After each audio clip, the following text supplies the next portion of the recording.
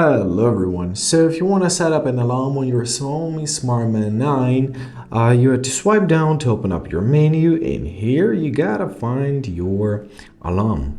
So here's your alarm. Tap here, tap on the plus to add your alarm. Now set up a timer. So for example, we want our alarm to take off at 8:52.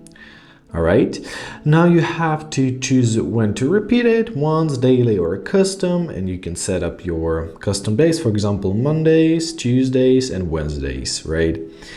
And also you can enable Smart Wake. So this will let your band to choose within a 10-minute window before your alarm to wake you up. So simply enable it by tapping on the switch, and that's it.